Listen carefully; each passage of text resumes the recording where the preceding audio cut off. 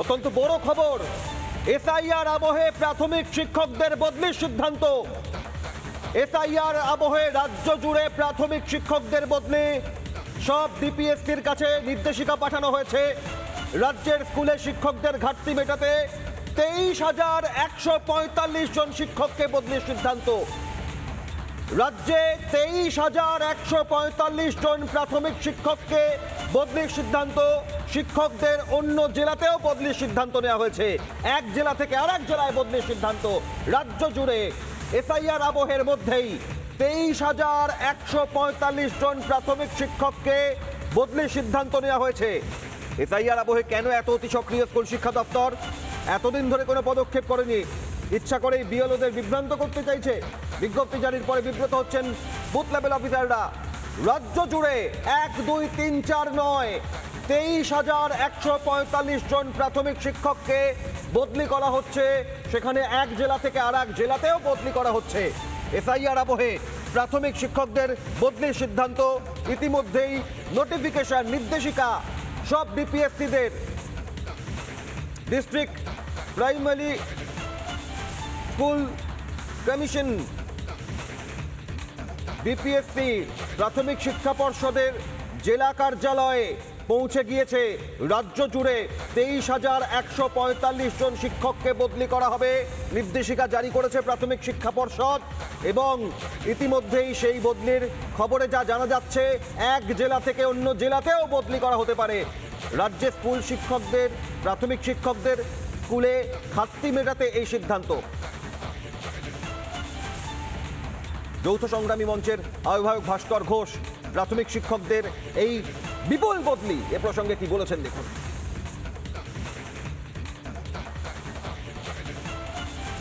এই এসআইআর এর কাজে প্রায় 86,000 প্লাস বিএলও নিযুক্ত হয়েছে এবং তাদের অধিকাংশটাই হয়েছে প্রাথমিক স্কুলের শিক্ষক শিক্ষিকা।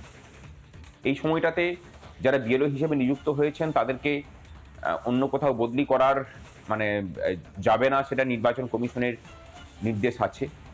সেই নির্দেশকে উপেক্ষা করেই বর্তমানে এই যে নোটিফিকেশন জারি হয়েছে, আমরা মনে করছি যে এই নোটিফিকেশন দেওয়ার আসলে একটা অন্য উদ্দেশ্য আছে। সেই উদ্দেশ্যটা হলো, যেভাবে বিএলওরা বর্তমানে দৃঢ়প্রতিজ্ঞ হয়ে স্বচ্ছভাবে কাজ করার জন্য উঠে পড়ে লেগেছেন এবং কাজ করছেন, সেই ব্যাপারটাকে প্রভাবিত করা, যাতে করে প্রত্যেকের মধ্যে একটা ভয় ধরিয়ে দিতে পারা যায় যে তুমি বেশি বাড়াবাড়ি করো না, তাহলে তোমাকে দূরে ট্রান্সফার করে দেওয়া হবে।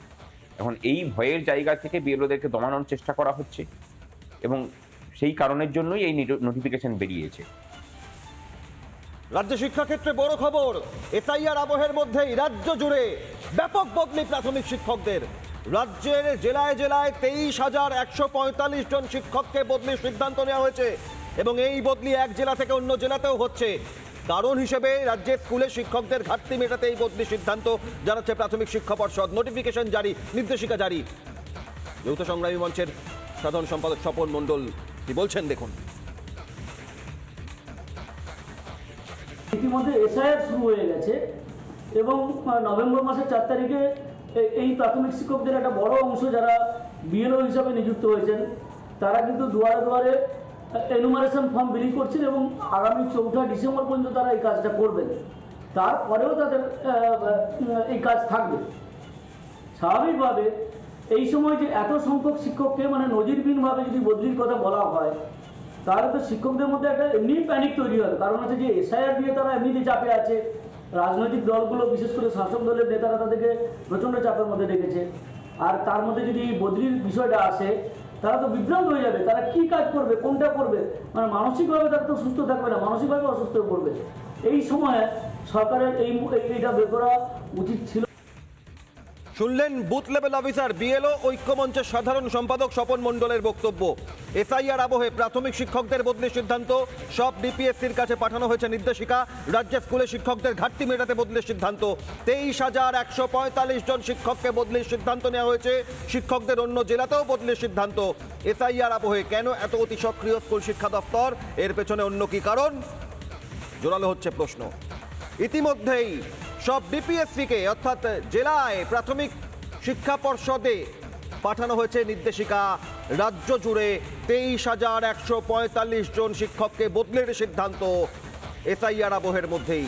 এক জেলা থেকে অন্য জেলাতেও বদলি করা হচ্ছে প্রাথমিক শিক্ষকদের, নির্দেশিকা জারি, এমনটাই খবর। সব থেকে বড় খবর প্রাথমিক শিক্ষকদের জন্য। এই মুহূর্তে আমাদের সঙ্গে বিজেপি নেতা সজল ঘোষ রয়েছেন।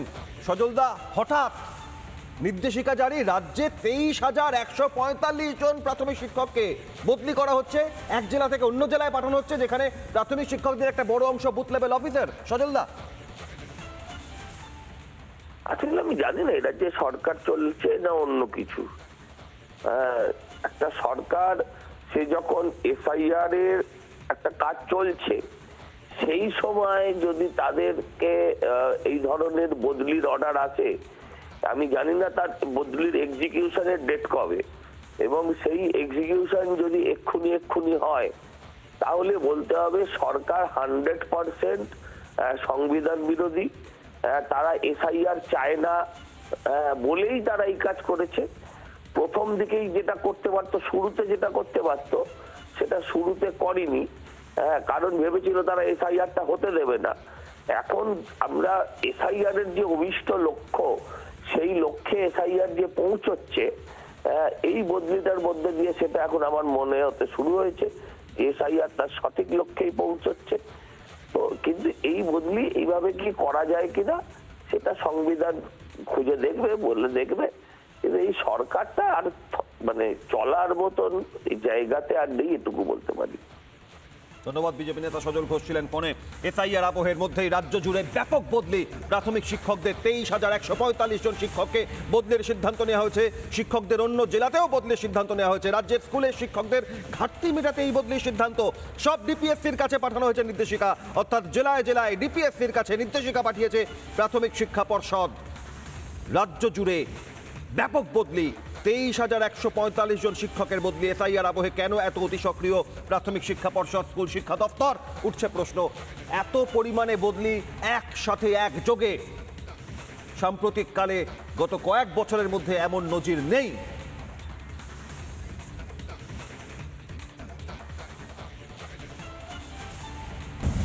নানা ধরনের কন্টেন্ট দেখার জন্য লাইক করুন, শেয়ার করুন আমাদের ফেসবুক পেজ, সাবস্ক্রাইব করুন আমাদের ইউটিউব চ্যানেল। পাশাপাশি অন্যান্য ব্রেকিং নিউজের জন্য অবশ্যই চোখ রাখুন রিপাবলিক বাংলায়।